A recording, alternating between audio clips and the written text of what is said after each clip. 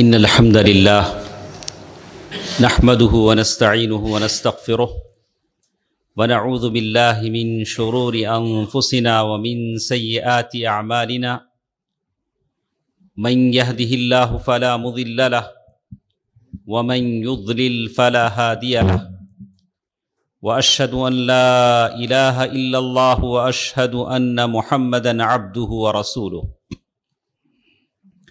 أرسله بالحق بشيرا ونذيرا أما بعد فإن خير الحديث كتاب الله وخير الهدي هدي محمد صلى الله عليه وسلم فإن خير الأمور عوازمها وشر الأمور محدثاتها وكل محدثة بدعة وكل بدعة ضلالة وكل ضلالة في النار فأعوذ بالله من الشيطان الرجيم بسم الله الرحمن الرحيم تلك الجنة التي نورث من عبادنا من كان تقيا۔ محترم حضرات، سورۃ مریم آیت نمبر 63، یہ چھوٹی سی ایک آیت ہے اور جمعے کا خطبہ ویسا بھی مختصر ہوتا ہے۔ اس آیت کو لے کر دو حدیثیں مجھے آپ کے سامنے بیان کرنی ہیں۔ سب سے پہلے ہم آیت کا ترجمہ سن لیتے ہیں۔ تلک الجنہ، یہ وہ جنت ہے جس کے مکین، جس میں جانے والے وہ لوگ ہوں گے جو خدا ترس ہوں گے۔ من کان تقیا، اللہ تعالیٰ سے ڈرنے والے ہوں گے۔ یہ اللہ کا فیصلہ ہے۔ سلعۃ اللہ غالیہ، اللہ کے پاس جو ہے وہ بڑی قیمتی چیز ہے۔ تمناؤں سے، دعووں سے اللہ کی جنت حاصل نہیں کی جا سکتی۔ اللہ کی جنت قربانی چاہتی ہے۔ وہ قربانیاں جو صحابہ کرام نے دی، بچوں کو یتیم بنایا، ان کی بیویاں بیوہ ہوئیں، ہاتھ پیر کٹے، 60-70 زخم تو صرف جسم کے سامنے کے حصے پر آئے۔ یہ ساری چیزیں ہم پڑھتے ہیں اور جب سے ہوش سنبھالا ہے تب سے سنتے آ رہے ہیں، کوئی نئی بات نہیں۔ لیکن مبارک ہے وہ شخص، سعادت مند ہے وہ شخص جس کو سننے کے ساتھ عمل کی توفیق حاصل ہوتی ہے۔ آپ سمجھتے ہوں گے اللہ کے نبی صلی اللہ علیہ وسلم کی مجلس ہے۔ ابو ہریرہ رضی اللہ تعالیٰ عنہ فرماتے ہیں، صحیح مسلم کی حدیث ہے، صحابہ کرام کو اللہ کے دیکھنے کا بڑا شوق تھا۔ ہم لوگ سجدے کرتے ہیں، علامہ اقبال رحمہ اللہ نے بڑی نظم ہی لکھ دی، کبھی نظر مجاز میں ایسی کوئی نظم لکھ دی، لیکن ایک مومن کو اللہ کو دیکھنے کی بڑی خواہش ہوتی ہے۔ یہی وہ خواہش تھی جو صحابہ کرام کے دلوں میں تھی۔ صحابہ کرام نے اللہ کے نبی صلی اللہ علیہ وسلم سے سوال کر دیا، هل نرى ربنا یوم القیامہ، اے اللہ کے نبی صلی اللہ علیہ وسلم، کیا کل قیامت کے دن ہم اللہ کو دیکھیں گے؟ اللہ کا دیدار ہمیں نصیب ہوگا؟ اللہ تبارک و تعالیٰ کو ہم دیکھ سکیں گے؟ اللہ کے نبی صلی اللہ علیہ وسلم مثال دے کر سمجھاتے تھے۔ مثال جب دی جاتی ہے تو لوگوں کے دلوں میں جل بیٹھتی ہے، لیکن اللہ کی ذات کے لیے کوئی مثال نہیں دی جاتی۔ لیس کمثلہ شیء وَلِلَّهِ الْمَثَلُ الْأَعْلَى، اللہ کی ذات کے لیے کوئی اگزامپل نہیں دیا جا سکتا۔ اللہ کے نبی صلی اللہ علیہ وسلم نے جو مثال دیا وہ دیکھنے اور دیکھنے کی تھی، جس کو دیکھا جا رہا ہے اس کی مثال نہیں تھی۔ میرے نبی صلی اللہ علیہ وسلم، اللہ کی رحمتیں اور برکتیں ان پر ہوں، اللہ کے نبی صلی اللہ علیہ وسلم فرمایا، هل تضارون، اللہ کے نبی صلی اللہ علیہ وسلم نے فرمایا کہ سورج کے دیکھنے میں تم کو دقت ہوتی ہے؟ جب سورج بالکل نظر آ رہا ہو؟ صحابہ کرام نے کہا، نہیں اللہ کے نبی، ہم تو سورج کے دیکھنے میں کسی کو دھکم پیل کرنے، ایک دوسرے کو ڈھکیلنے کی ضرورت تو نہیں پڑتی ہے۔ وَهَلْ تُضَارُونَ، پھر نبی رحمت صلی اللہ علیہ وسلم نے فرمایا کہ چاند جب پورا لیلۃ البدر ہو، 14ویں رات کا چاند ہو، اس کے دیکھنے میں تم کو کبھی دقت ہوتی ہے؟ تو صحابہ نے کہا کہ نہیں اللہ کے نبی، ایسے بھی تو نہیں ہوتا۔ کہا کہ بالکل، جیسے ان دونوں چیزوں کو دیکھ لیتے ہو، اللہ تعالیٰ اس سے اچھا تم دیدار کر سکو گے۔ یہ اہل السنہ والجماع کا عقیدہ ہے معتزلہ کے خلاف۔ تو صحابہ اکرام خوش ہو گئے، کہا پھر اللہ کے نبی صلی اللہ علیہ وسلم نے بتلایا کہ اللہ تعالیٰ کی عدالت ہوگی، ایک آدمی لایا جائے گا۔ دوستو عزیزو بزرگوں، حدیث کے جو الفاظ ہیں ہو بہو آج ہمیں اپنے معاشرے میں دیکھنے کو ملتی ہیں۔ یہ کمال نہیں ہے کہ آپ اللہ سے کیا لے رہے ہیں، کمال یہ ہے، سوچنے کی بات یہ ہے کہ اللہ کو آپ کیا دے رہے ہیں۔ اللہ تعالیٰ تو بغیر حساب کے دیتا ہے، ہم بندے ہیں جو بیٹھتے بھی ہیں تو منٹوں کے حساب سے بیٹھتے ہیں، کتنے منٹ بیٹھا، کتنے پیسے دیے، ہم تو گن گن کے دیتے ہیں۔ وہ ہے بغیر حساب کے دیتا ہے، جس کو چاہے دیتا ہے۔ اللہ کے نبی صلی اللہ علیہ وسلم فرماتے ہیں کہ ایک آدمی لایا جائے گا، اللہ کہیں گے یا فلاں، اے فلانے آدمی، اے فلانے آدمی، الم اکرم کا، کیا میں نے تجھے عزت نہیں بخشی؟ معاشرے میں، سوسائٹی میں نے تجھے عزت نہیں دی؟ ایک ایک لفظ پر غور کریں، یہ اللہ تعالیٰ کی باتیں ہیں۔ الم اکرم کا، آپ کو عزت نہیں ہے اپنے معاشرے میں، گھر میں؟ ارے کم از کم گھر میں بیوی بچے تو آپ کی عزت کرتے ہوں گے، محلے میں یا گھر میں آپ کیسے بھی ہوں، باہر جاتے تو سب سلام کرتے ہیں۔ یہ اللہ کا کرم ہے کہ لوگ ہم سب کو سفید پوش سمجھتے ہیں، ہم کیا ہیں وہ ہم کو معلوم ہے، ہمارے رب تعالیٰ کو معلوم ہے۔ وہ اللہ ہے، ستار ہے، جو ہماری پردہ پوشی کر دیتا ہے۔ الم اکرم کا، کیا میں نے تجھے عزت سے نہیں نوازا؟ وَأُزَوِّجْ کا، کیا میں نے تیری شادی نہیں کروائی؟ آپ کی بیوی آپ کے لیے نعمت ہے۔ ان لوگوں کو دیکھو جن کی بیویاں دنیا سے جا چکی، ان کے ساتھ بیٹھے کبھی وہ اپنی کچھ باتوں سے دل بہلاتے تھے، بوڑھے ہو چکے تھے لیکن دل کے بہلاؤ کا دریا تھا۔ ان لوگوں سے پوچھو جن کی شادیاں نہیں ہوئی، پریشان ہیں، جن کے رشتے نہیں آتے۔ وَأُزَوِّجْ کا، آپ کی بیوی اللہ کی بہت بڑی نعمت ہے، اس نعمت کی قدر کرو، اس نعمت کی قدر کرو، اس کی روحانی اور مادی تربیت کرو، اسے اچھا پہناتے ہو، اچھا کھلاتے ہو، اس کی دینی تربیت کرو، اس کے عقیدے کی اصلاح کی فکر کرو۔ الم ازوج کا، کل حشر میں بطور امتنان اللہ تعالیٰ آپ سے پوچھ رہے ہیں، ارے میں نے تیری شادی نہیں کروائی تھی؟ وَأُسَوِّدْ کا، میں نے تجھے سردار بنایا تھا، معاشرے کا تو سردار تھا، سارے معاشرے میں ڈیل کرتا تھا، سب تیرے ماتحت تھے۔ وَأُسَوِّدْ کا، تیری سرداری ہم نے عطا کی۔ آپ اپنے گھر کے سردار ہیں، اپنے معاشرے کے سردار ہیں، اپنے آفس کے سردار ہیں، یہ اللہ تعالیٰ کی نعمت ہے۔ وَأَذَرَكَ تَرْأَسْ وَتَرْبَعْ، اور اس سے پہلے اللہ تعالیٰ نے کہا کہ کیا میں نے تجھے گھوڑے اور اونٹ نہیں دیے تھے؟ یہ وہ زمانہ تھا جب گھوڑوں اور اونٹ کی بات تھی۔ اگر آپ کے پاس بائی سائیکل بھی ہے تو یہ بھی اللہ کی نعمت ہے۔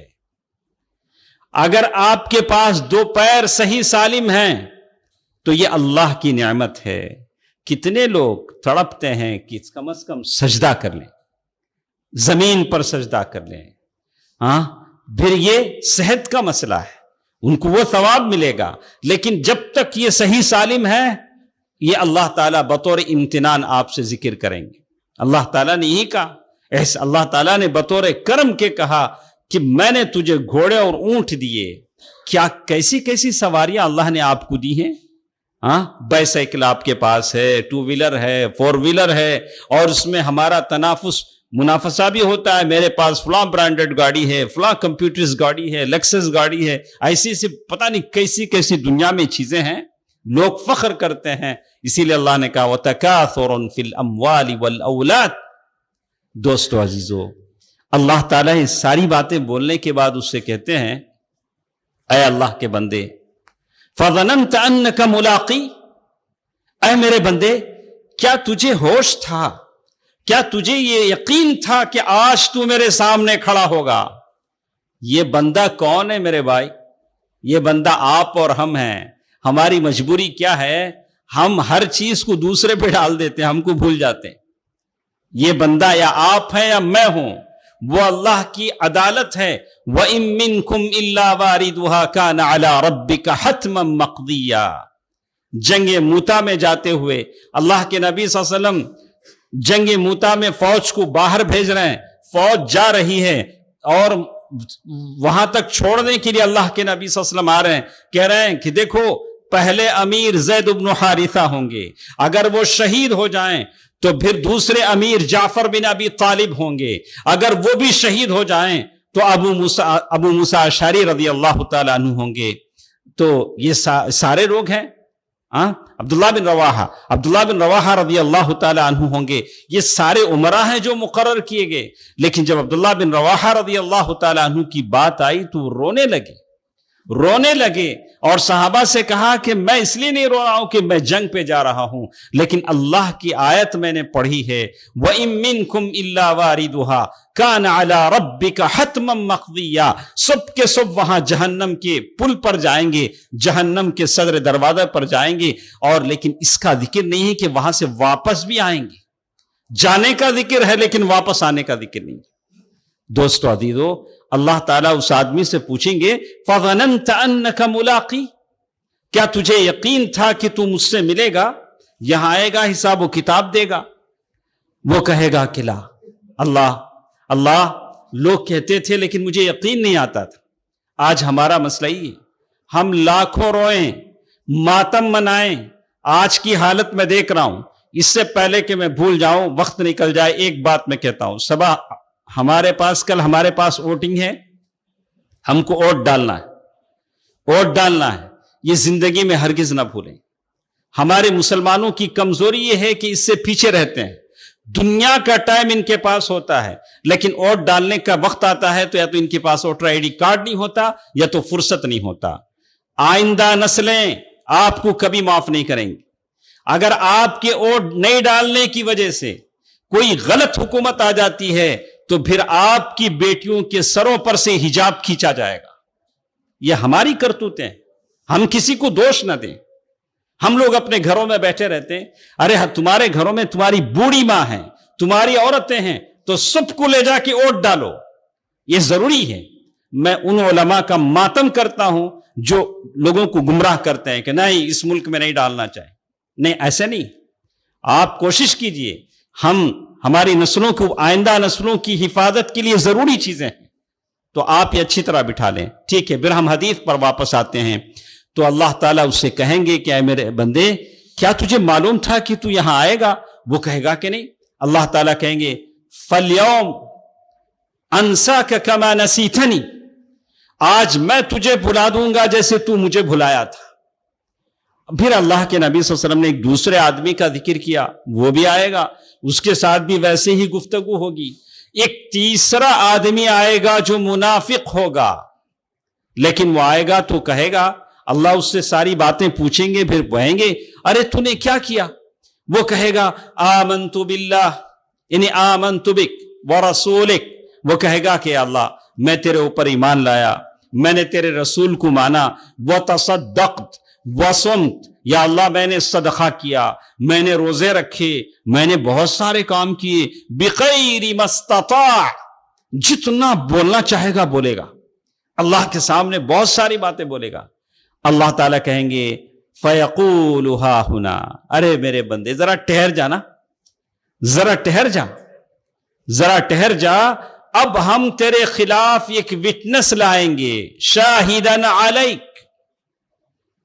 وہ کہے گا وَيَتَفَكَّرُ فِي نَفْسِهِ, وہ اپنے بارے میں غور کرے گا اور کہے گا کہ میرے خلاف وٹنس کون دے گا, میرے خلاف وٹنس کون دے گا.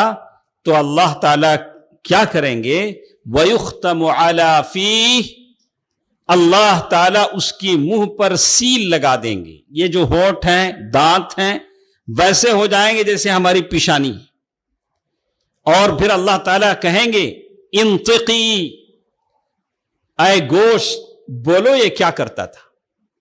لحمہ وعظامہ وفخذہ, اس کا گوشت بولے گا, اس کی ہڈیاں بولیں گی, اور اس کا ران بولے گا.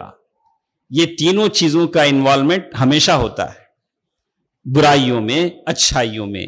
یہ ساری چیزیں گواہی دیں گی کہ یہ آدمی کیا کیا کرتا تھا، اور اس کے سارے اعمال کو بتائیں گے.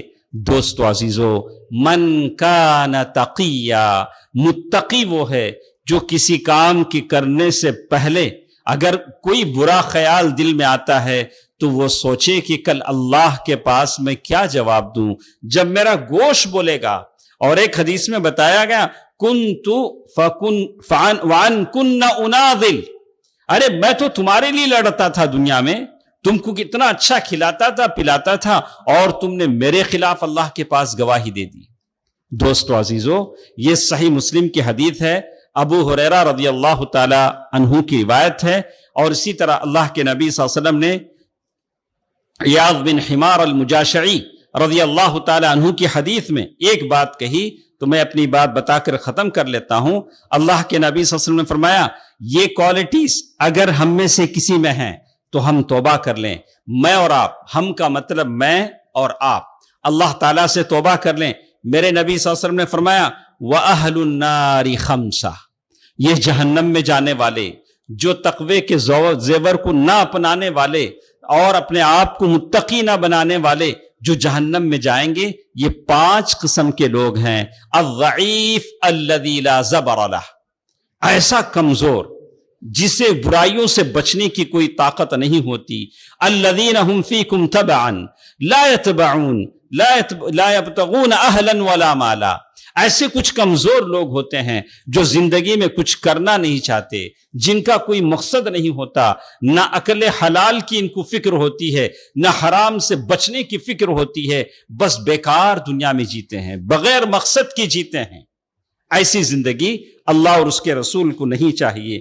جیسے تفسیر میں کہا گیا، جاہلیت کے زمانے میں جو کسی کا خادم تھا، نوکر تھا، بس وہ اس قوم کے ریوڑ کی بکریاں چلاتا تھا، اور اسے اس قوم کے بدلے میں اس قوم کی نوکرانی سے بس زنا کی اجازت ہوتی تھی. العیاذ باللہ، العیاذ باللہ. اسلام چاہتا ہے کہ آپ طاقتور بنیں، ایمانی حیثیت سے، اقتصادی حیثیت سے ایسے طاقتور بنیں کہ دشمنوں پر آپ کا رعب ہو، دبدبا ہو. اسلام آپ کو مضبوط کرنا چاہتا ہے، ایسے ہی لوگوں کی ضرورت ہے اسلام کو.